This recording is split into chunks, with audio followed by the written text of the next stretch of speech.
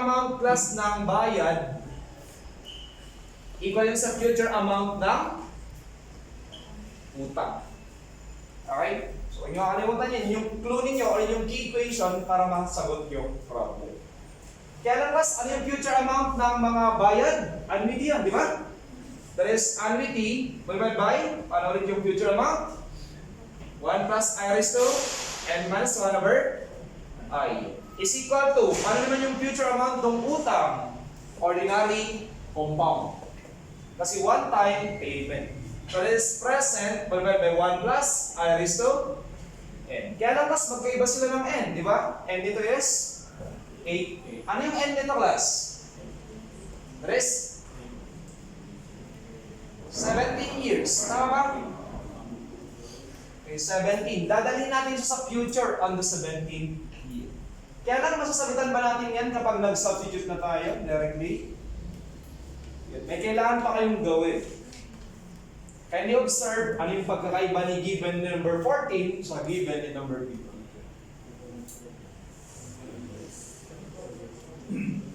Okay, ano yung kailangan natin gawin?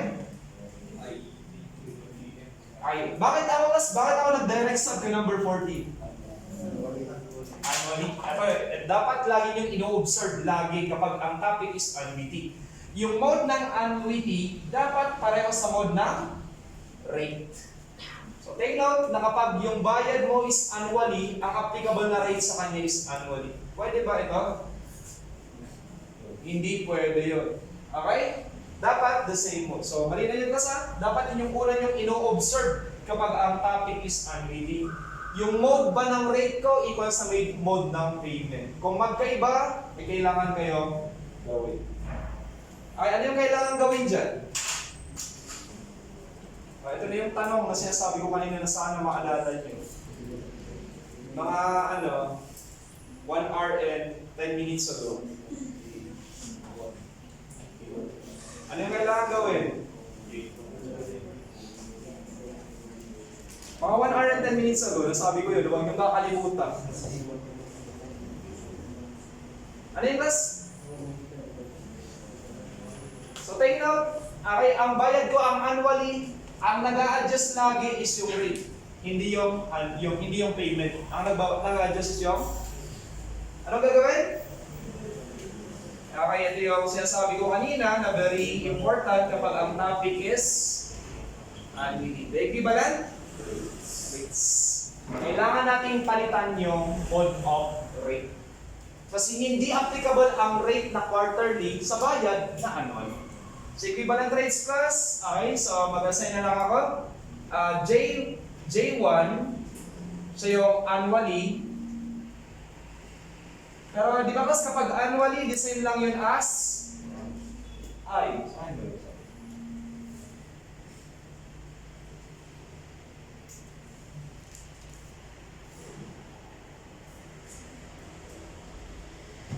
So kapag annually, I is the same as the J. So simply, M is equal to 1. Yung given na lang kas na J is equal to 6%. J number 2. M number 2 natin is 4 since ito ay quarter. And so by equivalent rates, we have that as 1 plus J1 over M1. Okay, raised to M1 is equal to 1 plus the J sub 2 over M sub 2 raised to M sub. So this is 1 plus, again, kapag annually, the same lang yun as I. So I1 over 1 raised to 1 lang kasi yan. Equal to 1 plus 0.06 quarterly over 4 raised to 4. Ay, ganyan kasi equivalent yan effective rate. Compounded annually. Compounded annually for a reason, ang bayad natin is annual. Ito lang kasi yung common na pangit ko sa estudyante kapag ang topic is annual. Nagbibigay lang siya ng ibang mode of rate sa mode of payment. Ano naman natin?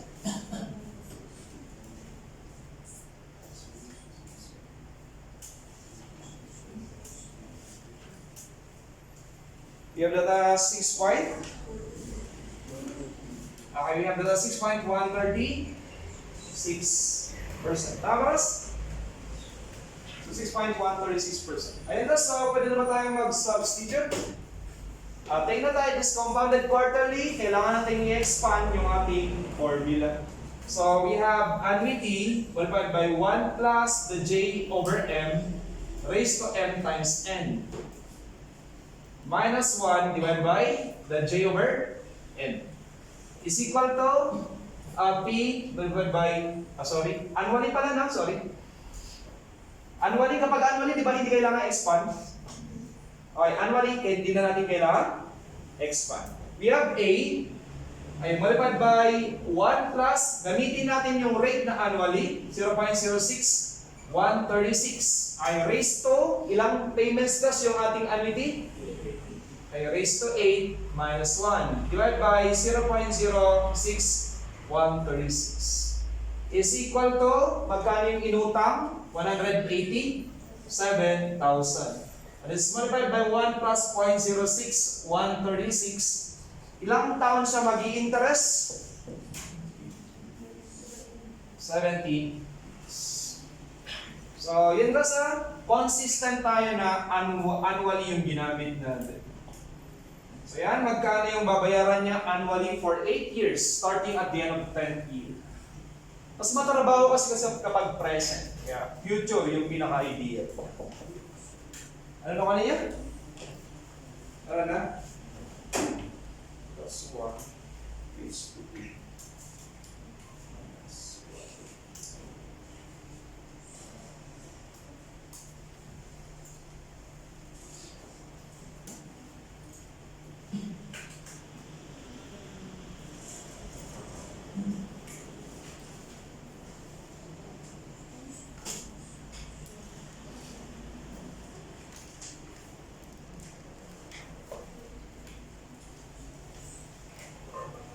We have 50, 51,000. Depende lang siguro kung ano yung decimal na ginamit pala dito. Or did you try class stored value? Pag stored value kasi ano naman ninyo? 51,700. 740.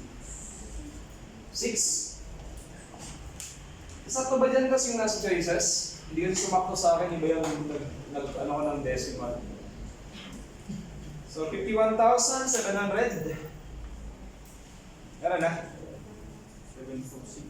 746 point? 5? Ano yun? 686? 656. Start value? Kapag stored value daw mas is 51,746.6. So pinakamalapit na doon kas si letter A tayo. Nakuha kas yung pagkakaiba ng dalawang example natin, si 14 at 15. Anong gagawin kapag the same mode? Direct? Anong gagawin kapag magkaiba yung mode? Equivalent? O yun lang pas yung common na pang-dito sa estudyante kapag ang topic is annuity. So hopefully malinaw yan sa inyo. Kasi pero honestly, nung ako yung estudyante, ako yung nagre-review, hirap na hirap ako intindihin nito. Ayaw ko talaga ng eco. Ayaw ko ng engineering economy. Pero bakit ako nagtuturo ng engineering economy, pinilit ko lang yung sarili ko that time kasi, pagkabasa ko ng board exam, so nag-work ako sa construction ng 3 buwan, then nag-award ako. Overtime kasi, pero overtime yun. Walang bayad yung overtime. Then after nun, tinawagan ako ng former review center ko na baka pwede akong magturo. Try na natin magturo. So nagturo ako, then pero nagtaka ako siyempre, nakapagtataka na bakit ako tinawag para magturo sa review center. Sa Manila pa dati. Wala naman akong profile. Hindi ako cum laude, hindi ako top-notcher. Hindi rin kilala yung school ko. So, ang school ko is Abra State Institute of Science and Technology. So, scholar ako ng Padilla Review Center sa Manila. Wala akong binayaran sa review center. Sila yung nagbabayad sa akin ng 1,000 a month. 1K. Tapos libre yung pagkain ko sa kantin nila, lunch, breakfast, dinner. So wala akong masyadong expenses sa Manila. Libre rin yung stay ko sa boarding house dahil inampun ako ng classmate ko sa review na Muslim. Nagaling sa Universidad di Zamboanga. So expenses ng parents ko sa review center ko sa Manila, mga roughly 10,000. Anim na buwan. Para pamasahin lang panglain, pang-merienda. So medyo maswerte ako sa stage. So yun, after that is, pinilit ako na, tinawagan ako ng review center na baka pwede akong mag-turo. So that time, medyo magulo ang Padilla. Nag-aaway yung magkakapatid noon na may-ari. So, wala akong kasama na magturo sa Padilla Manila. Parang hawak ko yung isang branch. Si Ma'am Gwen at si Sir Paddy, nag-aaway sila dati. So, nagtawag lang ako ng mga instructor. Ang unang nag-reply noon na tinawagan ni Ma'am Gwen is si Sir Nodado. Kung kilala niyo si Sir Nodado? Hindi. Baka nakita niyo sa Facebook, iReview, Ingeniero Review Center, Pampanga based.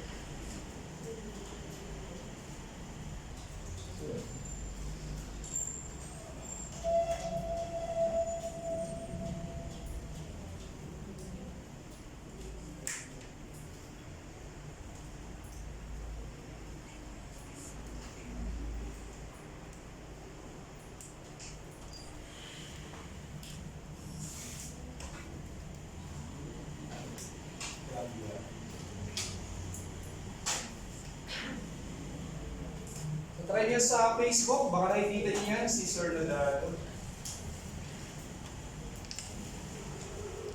So, nakaschedule si Sir Nodado na magturo ng Econ. Friday yan, hindi ko makalimutan. Tapos biglang, mga Thursday night, tumawag siya. Sabi niya, hindi ako pwedeng magturo bukas. Masakit yung ngipin ko, kailangan ko magpa-dental. 10 PM ng gabi yun. Kung sino magtuturo bukas, so ginawa ko, nabilitan ako. Pinag-aralan ko yung Econ from 10 to 2 AM. Tuturo ko yun ng alas 8. Absorb ko naman. Pero yun nga, pinilit yung sarili ko. Try nyo rin tas pilitin, baka pwede. Baka pumayag. So yun yung time, yun yung first time ko na ituro ang Econ. Pero honestly, again, no, ako yung estudyante, inaabangan ko pa yung instructor na sa labas ng room. Pagtatanong ako sa kanya. Pero after mga 2 hours, wala pa rin ako na-absorb. Hindi alam mo bakit, hindi ko makapit.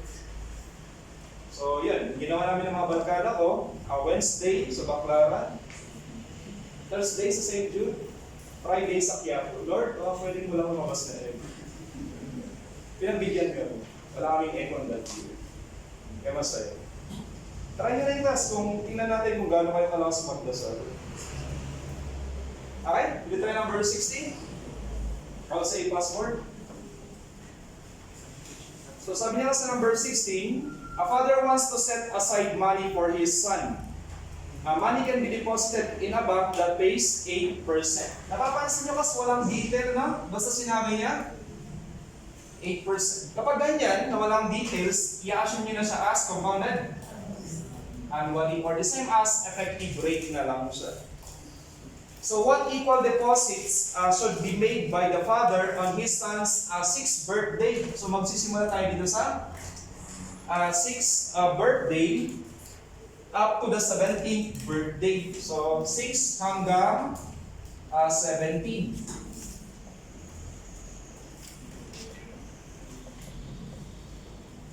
Yan. So up to the 17th birthday, in order to provide 5,000 pesos on the 18th, 19th, 20th and 21st birthday of his son.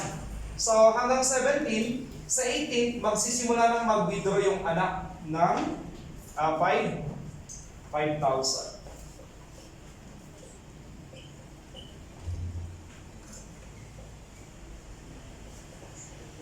Ayan. So yun guys, yung ating problem. So ang tanong dyan, magkano yung kailangan deposit niya annually? So dito, wala rin masyadong detail. Okay, wala siya masyadong detail. I-assume rin natin na yung payment na to is also annual. Kung ganyan, wala tayong problema. Direct sub lang tayo kasi yung mode of rate is yung sa mode of payment. So paano natin kasi solve ito? Okay. Again, ang importante lang dito, alam niyo yung location ng mga values natin. Saan gas matatagpuan yung location ng future amount ng mga deposits? Sa last payment. Nandiyan gas yung future amount ng mga annuity. What about the 5,000? Future amount nasa last payment. Ito yung future ng mga 5K. Pero, I think mas gamit ngayon yung kanyang present amount. Nasaan gas yung present amount ng mga 5K? Sabi natin kanina, one step backward. So, nandito yung present amount ng mga 5K. Ano yung sabi ko guys kanina? On the same example? On the same year? Okay, so pag sinabi natin, kapag nasa parehong taon sila, okay, yung future amount ng mga deposits ay equal sa present amount ng mga withdrawal. Kasi, di ba obvious yun, kung ano man yung naiipon dito, yun lang din naman yung i-withdraw niya. Kaya equal sila on the same year. Okay, direct sub ba tayo? Yes, direct sub tayo. Pero, ilan ito class? Ano yung value ng N yan? How many payments yan? Is it good? Is it 12? Ay, so tingnan nyo class, kung titignan nyo, huwag nyo gagawin kasi ito. Ang common kasi na maiisip is, what is 17 minus 6? 11. So 11 ba yung lalagay? Bakit 12? For a reason, ano yung sabi ko last time? Yung last payment, walang interest. Pero kasama siya sa so it is always n plus 1 kapag annuity. Okay, so annuity nyo lang gagamitin yun ha. Kapag ordinary compound, hindi yun applicable. So what is the future amount plus ng annuity? Annuity multiplied by 1 plus I raised to n minus 1 divided by I. Paano rin kas mag-compute ng present amount? The present amount is, okay, annuity number 1 na lang ito. So dito tayo sa annuity number 1. Ito yung ating annuity number 2. Annuity number 2 is yung 5,000. Annuity number 2, present amount is 1 minus 1 plus I raised to negative n divided by I. Ay class, so yung n dito is 12. Ilang payments naman ito? N equal to? Di ba parang ganun? 21 minus 18 is 3. Pero 4 payments yun. Kasi yung last payment, hindi nag-interest. Nandito yan? So mag-substitute tayo class. A1 yung hinahanap natin. Multiplied by 1 plus annually 0.08. Ilang payments ulit ito? This is 12. Minus 1 divided by 0.08. Equal to 5,000. Ito yun. Then multiplied by 1 minus 1 plus 0.08. Ilang payments ito? 4 divided by 0.08. Hindi rin natin kailangan i-expand yan kasi assumed to be compounded annually. So yun kasi, very important, alam niyo yung location ng mga values natin para makagawa kayo ng proper equation. Ano natin?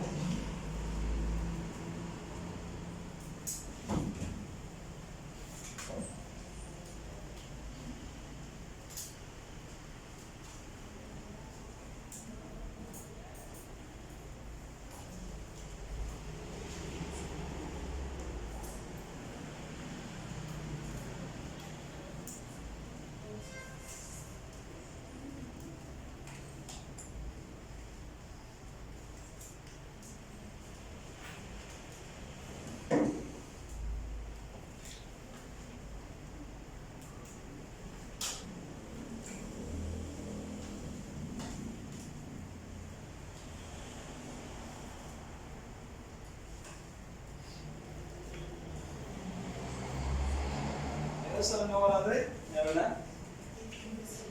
Plus. We have that as problem number 16. 800. Is equal to 872.60. Everybody agree? Letter D class, kay problem number 16. Any question class? Baka may tanong tayo? May tanong? Yan, so hopefully, meron din isa sa inyo gusto magturo later sa review center or sa university. So yun naman yung question ko sa sarili ko nun. Wala naman akong profile, pero yun nga. Nung nasa Manila naman ako, nakakapagturo naman ako sa Mapua, sa PUP, Santa Mesa, sa UST, mga ganyan. Pero ano lang, visiting instructor lang, mga review subjects lang nila. Especially Mapua. Meron silang 6 hours, bali 18 hours a week na review subject. Sa school natin, sa inyo, meron ba? Ilang hours yung review ninyo? Review per week? 1 hour? Meron sila ka-strict nun sa Mapua that time. Pero yun nga, nakaka-discriminate lang ng konti kasi pag tatanungin ka nila, sir, saan kayo graduate? Sa abroad. Sir, saan yun? Kung na-demo ba kayo, sir, top-notch, sir? Hindi. Wala akong profile. So, may konting discrimination lang ng konti from the students kapag nasa Manila. May tanong? Any question?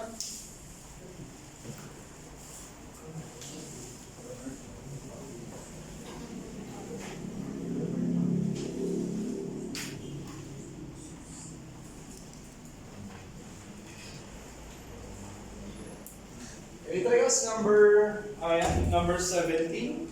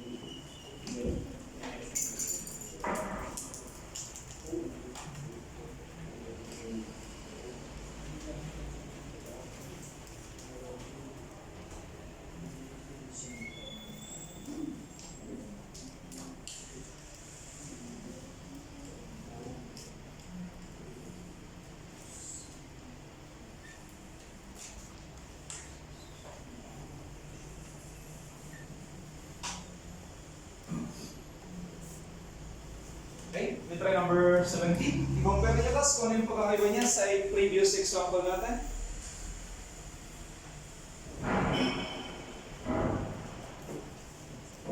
Okay, problem number 17 tayo. Ang sabi niya dyan, a farmer bought a tractor costing 25,000 pesos in 10 semi-annual payments, each installment at the beginning of each period. If the rate of interest is 26% compounded semi-annually, determine the amount of each installment. So wala tayong problema kasi yung given na rate is semi-annual, yung mode of payment is also semi-annual.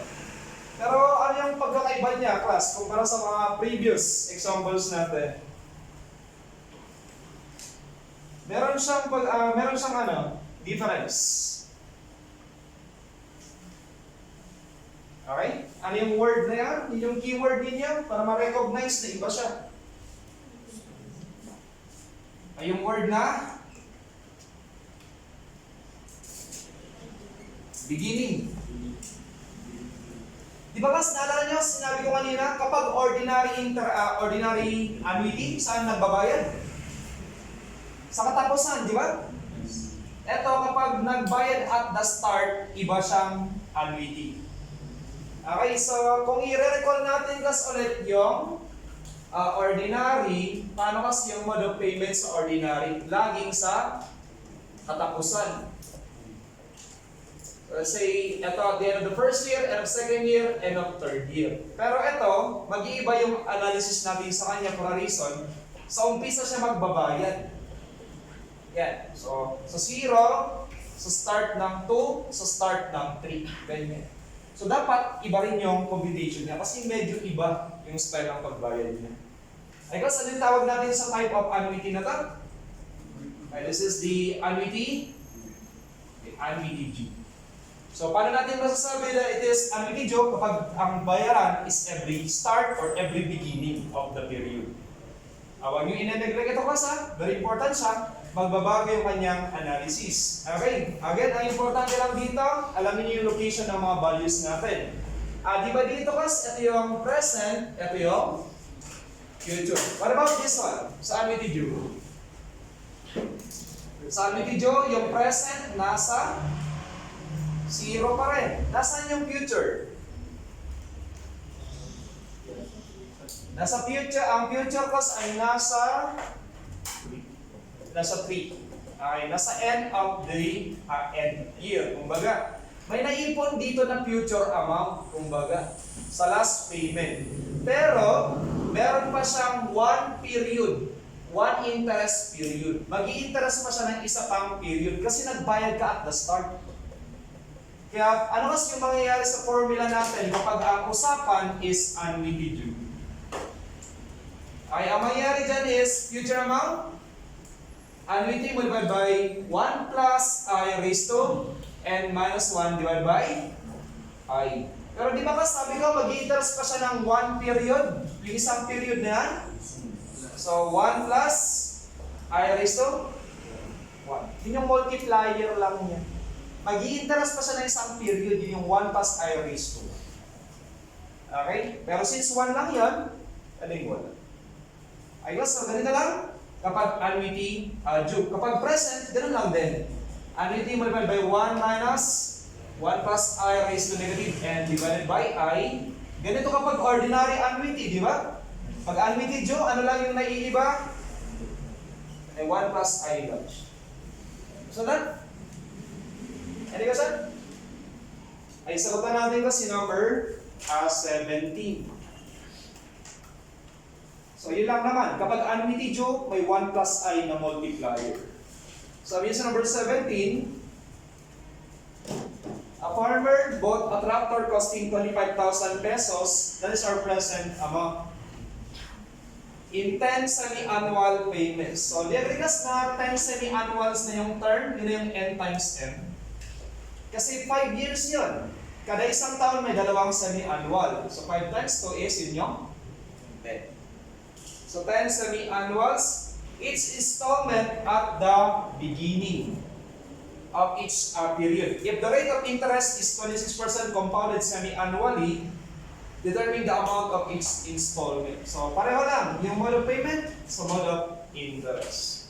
So kunin natin class, we have that as, ang gagamitin natin is present, kasi present yung given.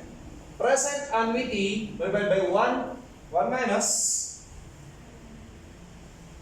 1 minus 1 plus I raised to negative n divided by I. Kapag ordinary annuity, pero since annuity due, may 1 plus I. Pero since plus semi-annually, expand natin. Present annuity divided by 1 plus the j over m raised, mali na naman. 1 minus 1 plus j over m raised to negative n times m divided by the j over m divided by 1 plus j over m. Okay, we have present amount 25,000 pesos equal to the annuity divided by 1 minus 1 plus, ano yung rate natin? 0.26. Semi-annual over 2 raised to negative 10. Negative 10 na yung class, or pwede rin naman kung gusto ninyo, yung negative 5 times 10 semi-annuals. Okay, divided by 0.26 over 2, multiplied by 1 plus 0.26 over. So, pag i-compute, kung meron tayong mapapalabas sa choices. Any good?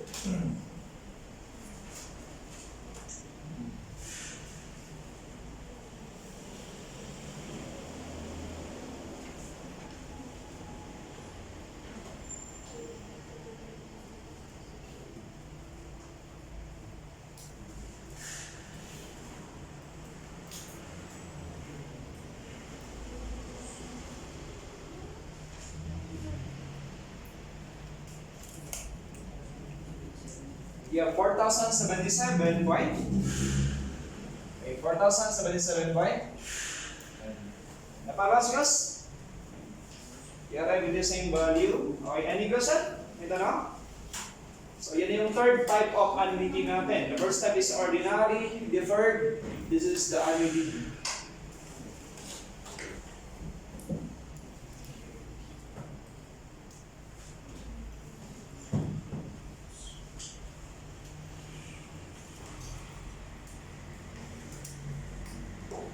Will you try us number 18?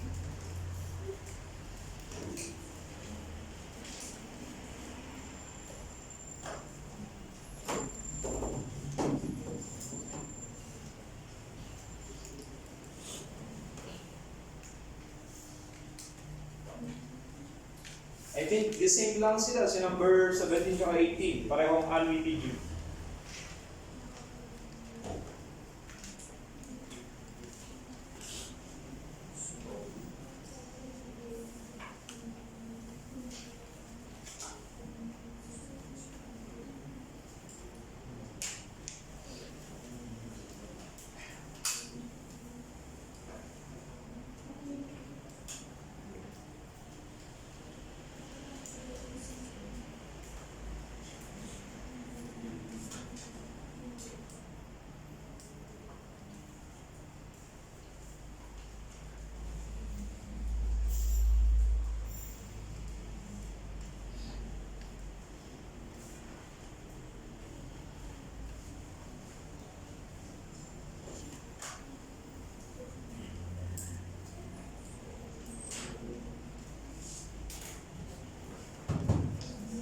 May tanong? Baka may tanong kayo?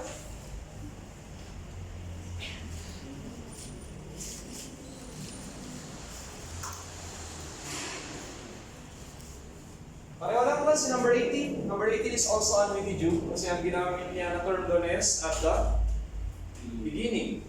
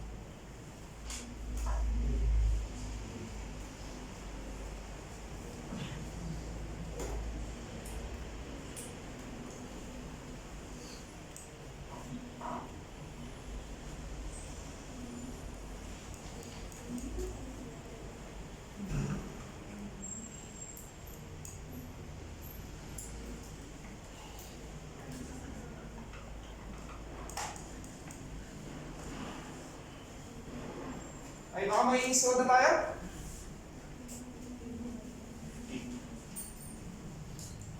Roll number 18. Sino may suot? An investment of 480 pesos is made at the beginning of each 6 months for 12 years and 6 months. So, ibig sabihin, nagbabayad siya mas every 6 months. What is the amount of the investment at the end of the term? So, hinahanap ka sa amount of the investment at the end of the term. That is a future amount. Tama? Yan, future amount. If the interest rate is 3.5% compounded semi-annually. Ano yung ino-observe natin dito? Yung mode of payment at yung mode of rate. Pareho lang ba kasi yung every 6 months sa semi-annually? So this is the same. Kaya no need for equivalent. It's direct sub lang tayo. Tama? So kapag beginning, future amounts for the annuity multiplied by 1 plus I raised to n minus 1 over I. Pero kapag beginning, may multiplier na 1 plus I. Tama ba? It is annuity. Annuity due. Expand natin ng konti. Annuity multiplied by 1 plus the j over m raised to n times m minus 1 over the j over m. Then multiplied by 1 plus the j over n. Expand natin din since it is semi-annually. Ayan, so direct sub lang. Ay, ano yung equivalent na to? Yung 12 years and 6 months. Ilang taon yan? 12.5 years. Semi-annually, the value of m is equal to? Ayan, we have future amounts equal to annuity. Annuity natin is equal to 480 multiplied by 1 plus 0.035. Compounded semi-annually. Divided by 2 raised to, ayan, we have 12.5 times, compounded semi-annually, times 2 minus 1, divided by 0.035 compounded semi-annually. Pero since annuity due, by multiplier na 1 plus 0.035 over.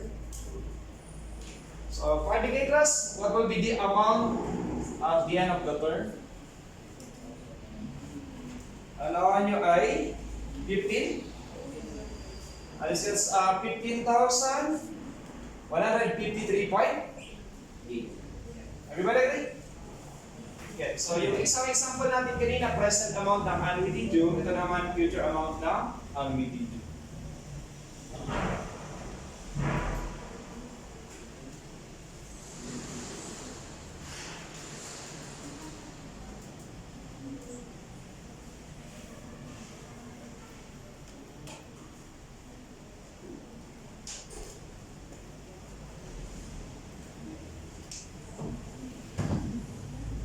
So, may tanong ko sa number 18. I will try number 19. May subukan si number 19.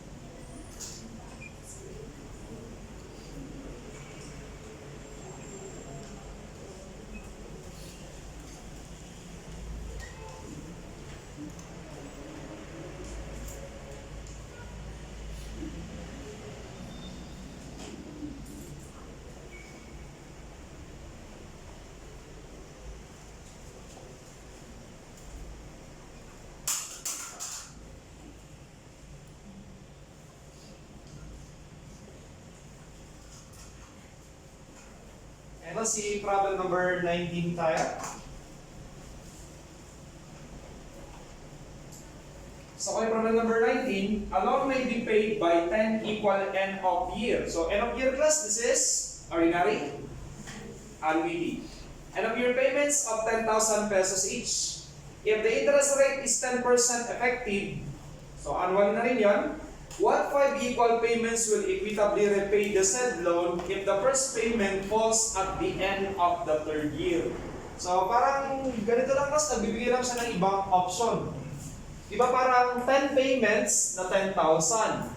Pero papalitan mo yung mode of payment, gagawin mo lang na 5. Kaya lang, yung 5 na yun, magsisimula sa end of third year. So, 1, 2, 3, 4, 5. Matatapos on the 7. So, paano natin tas kukunin yung second annuity natin? Annuity number 2. So, kailangan natin i-equal lang yan, tas kailangan lang mag-equal yung value. Kailan mag-i-equal yung dalawang value? Mag-equal yung dalawang value on the same year. Kailangan nasa parehong taon. So halos pareho lang naman kapag present or future yung gagamitin natin. Kasi may distance from the present, 0, may distance papuntang future. So kahit saan pwede. Pero mas preferred ko pa rin yung future. Plus kumbaga dito, kailangan lang on the same year sila. So, gamitin natin, okay, yung future amount on the 10th year. So, nandito sa last payment, yun yung ating F1. So, dapat, yung pera na to, sa baba, nasa 10th year din yan. Tama ba? Kaya lang, dito kasi, nasa yung future amount ng first 5 payments. Nasa tapat ng last payment. Pero kung titingnan natin, that is only F7. Future on the 7th year. Tama ba? Ilang taon pa yan mag-i-interest hanggang 10th year? Okay, mag-i-interest pa rin yan ng 3 years. Kaya lang class, hindi na siya annuity. From 7 to 10, hindi na yun annuity, di ba? Kasi naipon yung pera sa 17. What type of future amount yung gagamitin ko dyan? Yung future amount is equal to P1 plus I raised to N. Ordinary compound. Kasi naipon yung pera, di ba? Okay, gawin natin. Okay, pwede kong gawin step by step na lang. Hindi ko i-diretso. Pero kung magsanay na kayo, pwede nyo i-diretso. So step by step plus yung gagawin ko. Kunin ko muna si F7. So we have F is equal to annuity multiplied by 1 plus I raised to N minus 1 divided by annually yung mga bayad, annually rin yung rate. Kaya wala tayong problema. Kunin natin ba si F7 equal to annuity number 2 multiplied by 1 plus yung given na rate, 0.10. Ilang payments ko si annuity number 2? 5 minus 1 divided by 0.10. Ibig ko si equivalent ni F7 in terms of annuity number 2 tayo.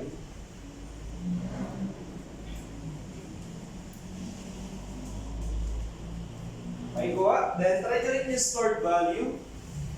You have that as 1.10 raised to 5 minus 1 divided by 0.5. 6 point? Tama ba? 6.1050 1 of 8. Tama ba yan, class? 6.1051 or bali ako? 1.1 raised to 5 minus 1 divided by 0.1. Then, class, dadalhin natin yung F7 na yun on the 10th year para matapat dito. So, paano yung dadalhin, class? In the form of ordinary compound. Kasi naipon na yung pera dyan, hindi na siya annuity. So, future amount equal to present 1 plus I raised to N. Ano kasi yung gagamitin natin na future? Yun yung ating F10 na yun. Okay ba? Ano yung gagamitin natin na present? Yung F7. Ilan yung interest period niya? 3 years. So, ito na kasi yung ating future on the 10th year is equal to present amount mo is F7. 6.1051 of annuity number 2. Ito yun, F7. Yung value na yan, multiplied by 1 plus 0.10, mag-i-interest ng 3 taon. So, pag-inas yung ating F10. So, this is times 1.1 raised to 3. 8.1258881 of annuity number. Tama ba, Ras? Tama? 8.125881. So, yung class yan, nasa F10 na tayo.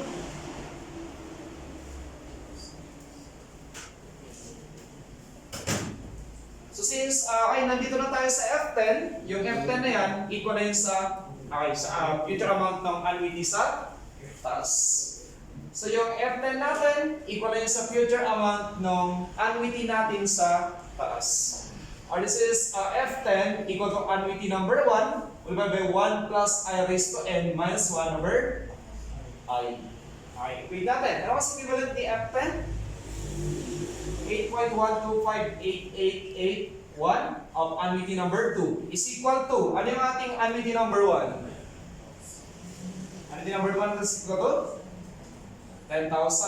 Okay, multiplied by 1 plus 0.10 raised to 10 minus 1 divided by 0.10. So, pagbigay ko si annuity number 2. Pero pag sanay kayo, actually kaya nyo i-diretso yan. So, step by step lang yung ginawa ko. We have 10,000.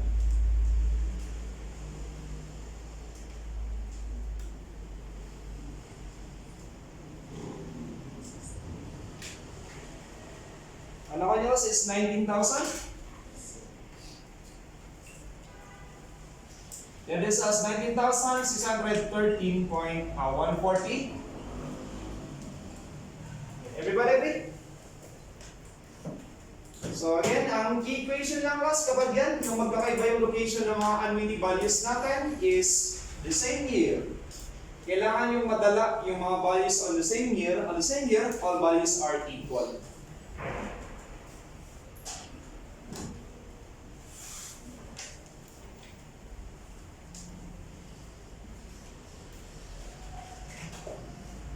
Okay, may tanong class kay number 19. Any question?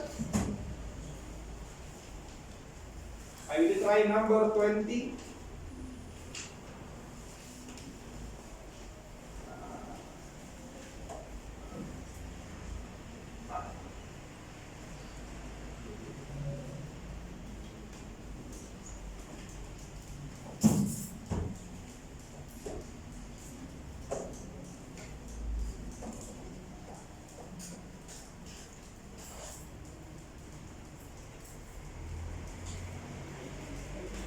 Yeah, medyo confusing si number 20 actually.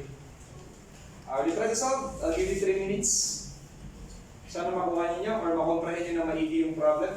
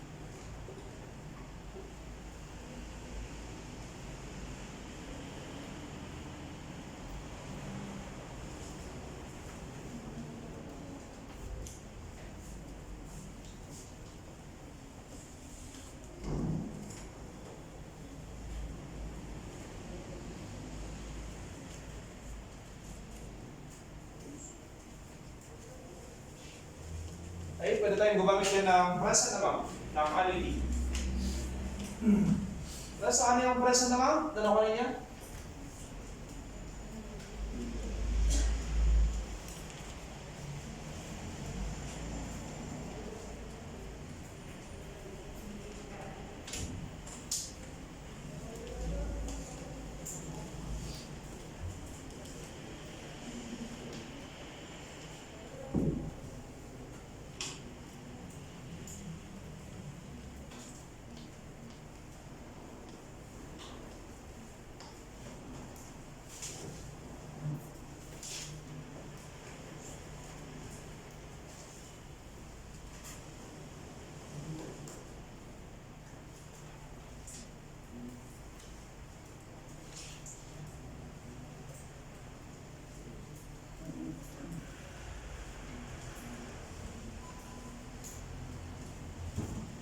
Okay, problem number 20. May sagot na tayo?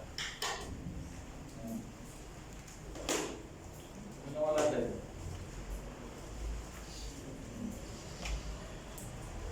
Number 20 ka, sabi niya, a man paid 10% down payment of 100,000 pesos for a house and lot and agreed to pay the balance on monthly installments for 5 years at an interest rate of 15% compounded monthly.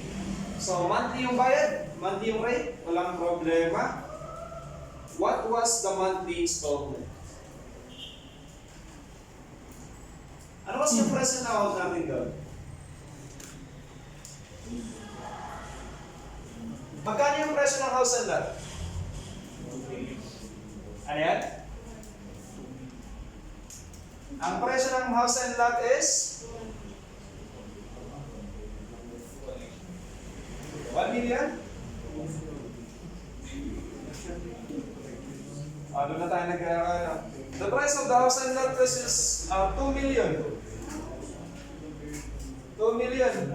Yung down payment plus, yung DP na sinabi niya na 10% is 10% ng price. That is equal to 200,000. Tama ba? Tama? So 10%, that is 0.10 ng price ng house and lot is equal to 200,000. So therefore, magkano yung presyo ng house and lot? That is? Malinaw mas yung problem? Okay, yun yung presyo niya. Kaya lang kasi, di ba nakapag-down payment na siya ng 200,000. Magkano yung kanyang balance? Ang balance niya, yun yung gagamitin natin na present amount. Kasi yun yung huhulugan niya eh. Di ba? Every month. Yung balance. That is 2 million. Okay, minus 200,000. So magkano yung babayaran niya, ay magkano yung balance niya, that is 1,800,000. 1,800,000 na lang yung utang niya kasi nakapag-down payment siya ng 200,000. Alin na yan, boss? Yung problem? So, yun yung ating present amount. Present amount is equal to the annuity divided by 1 minus 1 plus I raised to negative n divided by I. Expand natin ng konti since it is compounded monthly. Okay, annuity divided by 1 minus 1 plus the j over m raised to negative n times m divided by m. And wala rin naman siyang nabanggit na beginning, kaya it's not annuity. And basta magsabili tayo. Magkano yung present amount? Yung balance na lang, 1,800,000 is equal to the annuity, 1 minus 1 plus yung given na rate, 0.15 divided by, ano ulit plus kapag monthly? Okay, over 12. So this is divided by 12 raised to ilang taon class? Wala, hindi ko nasulat dyan. So yung n natin dito is equal to 5.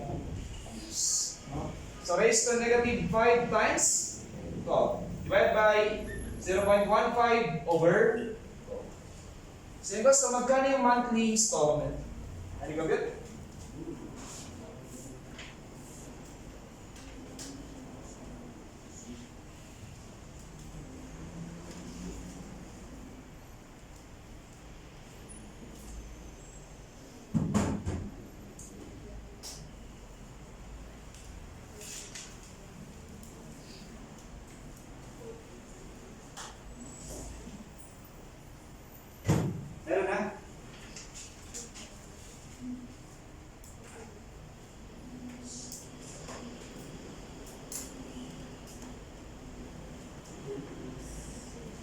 nakuha nyo ay 42,000? Ano yan? Okay, 821.87. Everybody agree, class? Napalabas niya? So, 42,821.87. May tanong, class? Any question? So, down payment ng bahay is 200,000. So, 10% yun ng actual price na 2 million. So, since nag-down payment na tayo ng 200,000, ang balance mo na lang na huhulugan mo is only 1.8. So, that? With request number 21, also a passport. Maraming nagulat kay yan, si Maro. Ano yung Maro? So, kung magre-research ka, parang nasa accountancy na to. So, bakit ba natin pinapakikalaman yung problema ng mga accountancy? Ba't kaya binibigay ng examiner? Kasi ayaw niya may mga perfect sa inyo. Ayun yung goal, yun yung nakikita ko na goal ng examiner ng civil engineering. Ayaw niyang may naka-perfect niya kung saan-saan siya kumukuha minsan. Okay, kasi pag may naka-perfect, alam niyo ba yung nangyayari kapag may naka-perfect sa CE board exam? May retake. Nagre-retake sila.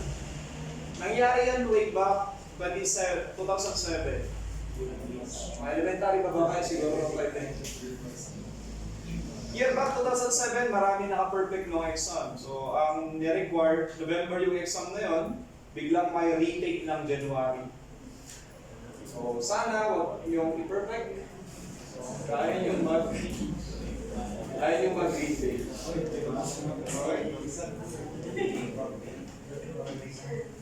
So, napanood ko kasi yun sa news. Then, kung titingnan niyo yung history ng mga CE board exam natin, may January 2008 board exam. Well, bakit kaya may January 2008? So, napanood ko sa news yun, nakita ko yung estudyante na nagre-reklamo, napanood ko na nagre-reklamo siya. Bakit kailangan namin mag-retake dahil naka-perfect kami? Ang dali-dali ng exam, sabi ng estudyante. So, sabi ko, siguro maganda mag-CE, madali. So, mali pala ako. Kasi na-perfect nila, baka madali na.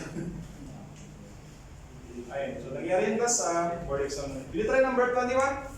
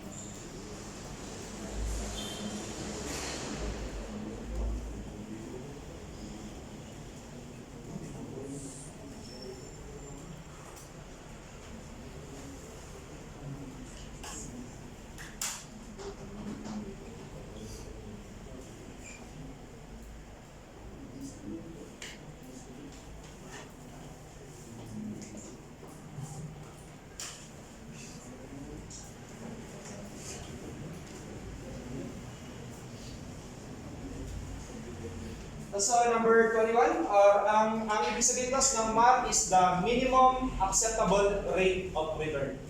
Baga ROR siya.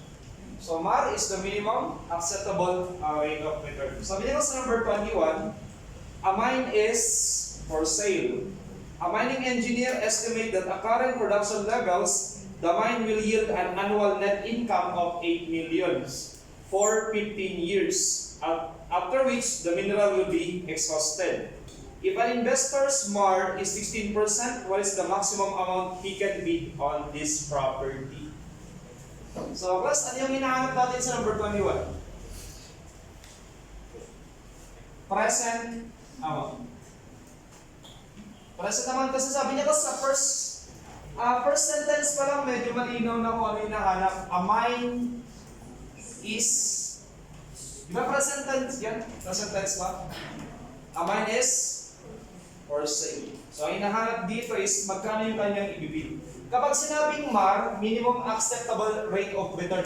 Though ROR ito, rate of return, siya yung i-equate natin as the effective rate of interest. Kung siya yung minimum ROR mo, ipapantay mo siya sa current rate ng bangko. Parang ganun. So basically, gawin mo lang siyang I. So paano ka kunin yan? Okay, annual. Di ba annual? That is your annuity. Uniform payment. Uniform value for 15 years. So we have present amount cost is the annuity multiplied by 1 minus 1 plus I raised to negative n divided by I. So you have the present amount. Magkano mas yung kinikita niya every year? 8 million. Okay, multiplied by 1 minus 1 plus 0. Yung mar, dahil mo lang siyang effective rate. 0.16. Raised to negative 15 divided by 0.16. So parang yung minimum rate of return mo is yung current I, current interest. Ano na ninyo? Kung tama yung pagkakaintindi ko sa problem, sana tama.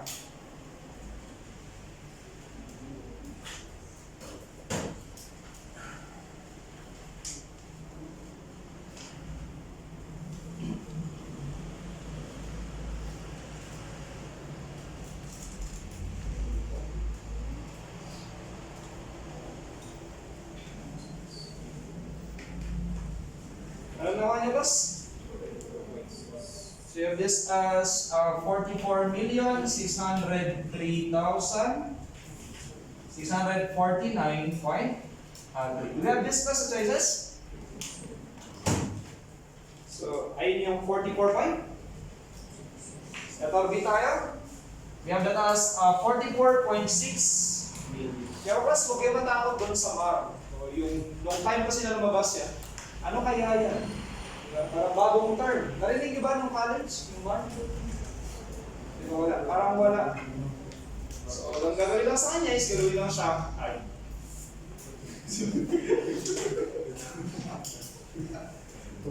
Next topic tayo. Di yan si Marcos. Sabagay, may art naman kasi doon. O siya yan. Okay, try ka number 20 to 24. Okay, subukan.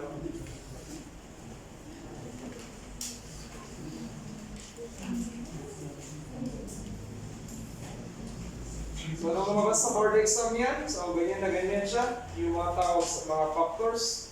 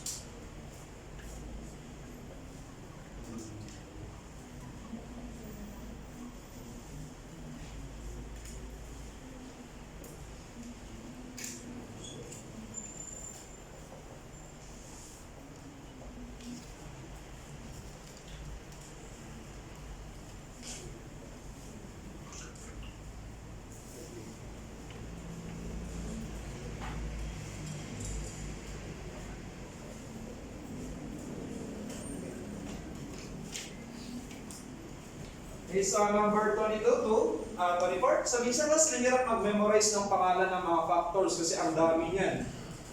Pero kaya nyo bang sagutin tas by simple inspection lang? Good. So hindi ko memorize yung mga pangalan na yan, pero by inspection makukuha natin yung mga sagot. Sabi niya sa number 22 to 24, so for a nominal rate of 6% compounded semi-quarterly. Ano ulit tas yung value ng n kapag semi-quarterly? 8. Diba? Quarterly, semi times 2. So 4 times 3 is equal to 8. So for an ordinary annuity, compute the following. So ang usapan dito is ordinary annuity.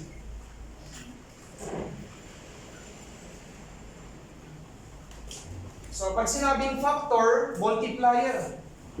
So ano ba yung mga formula natin sa ordinary annuity? Future amount, annuity multiplied by 1 plus I raised to n minus 1 over I. Then present amounts go the annuity multiplied by 1 minus 1 plus I raised to negative n divided by I. Alam niyo yung technique para pinakamadaling madaling mag-memorize ng formula? Is by writing. Yung isulat nyo siya ng isulat. So, since matagal ko na siyang naisusulat, kaya ko siya isulat without even thinking.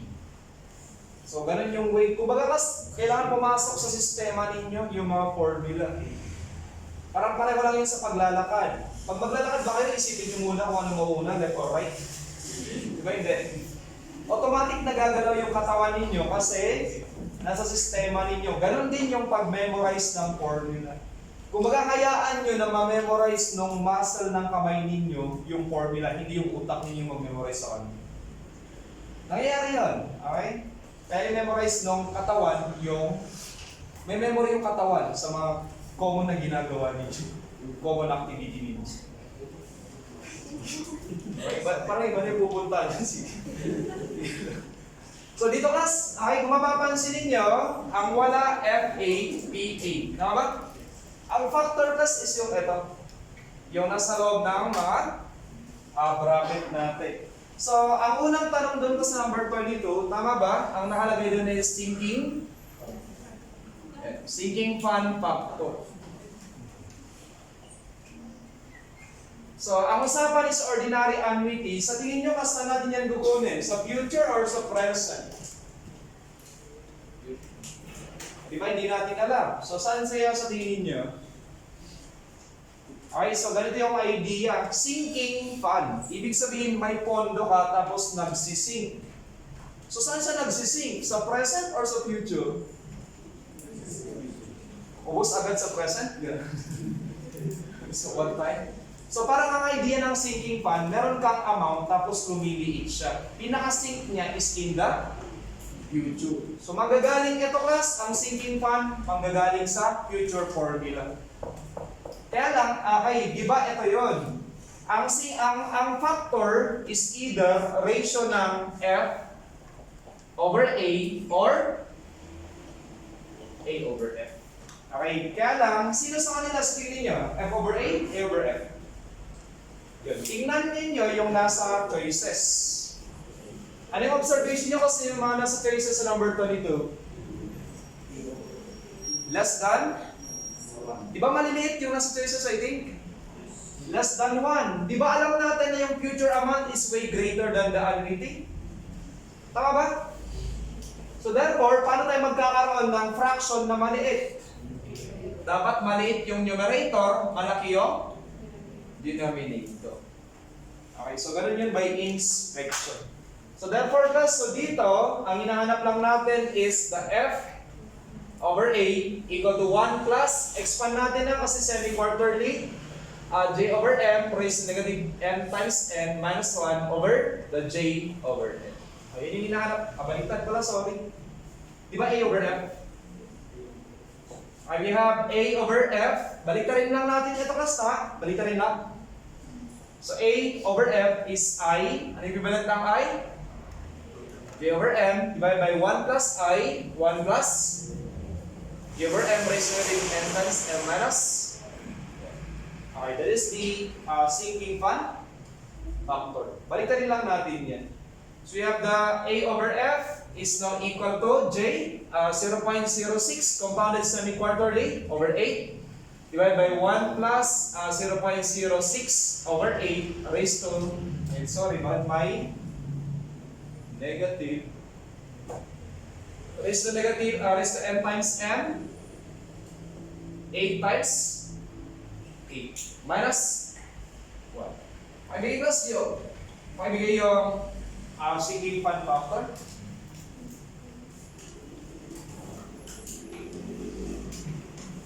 Ano nakuha natin? 0 by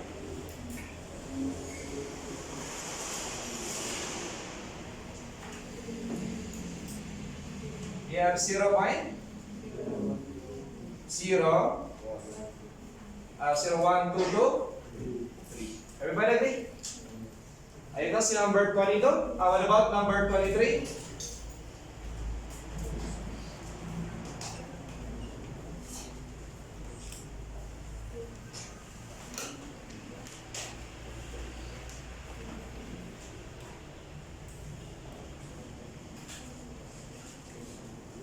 Di ba mas very obvious kung saan siya manggagaling?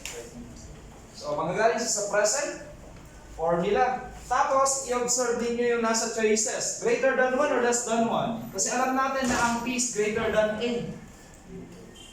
So, kapag greater than 1, ang hinahanap natin dito is the P over A. Ibig sabihin, mas malaki yung numerator mo, mas maliit yung denominator kasi greater than 1 yung nasa choices. So, ang P over A natin, class, is equal to 1 minus, ito, 1 plus the J over M raised to negative N times M divided by the J over N.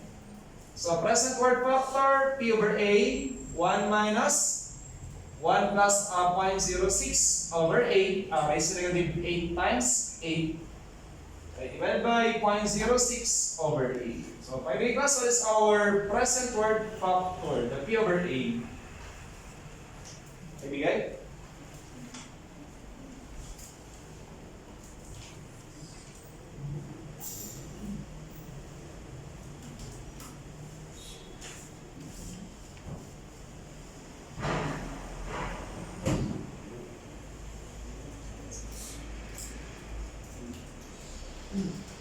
Nakuha nyo ay? Ano yan? We have the task 50.68090. And then plus yung last na factor dito, we have number 24. Ang nakalagay dyan is the capital recovery factor. Saan siya magagaling? Saan magagaling ang capital recovery factor? Yung keyword natin, capital. Present or future? Present. Pero di ba sa present, meron tayong P over A. Ano kaya sa capital recovery factor? A over P. Kasi kung titingnan ninyo, less than 1 yung nasa basis. So anong gagawin ko lang dito, class? A over P, kunin lang natin yung reciprocal. 1 over 50.68090. So, paibigay class, what is the value of the capital recovery factor? Baliktarin lang natin yung P over A, the A over P. 0. That is equal to 0.01970. 0.01970. And any question, class? May tara?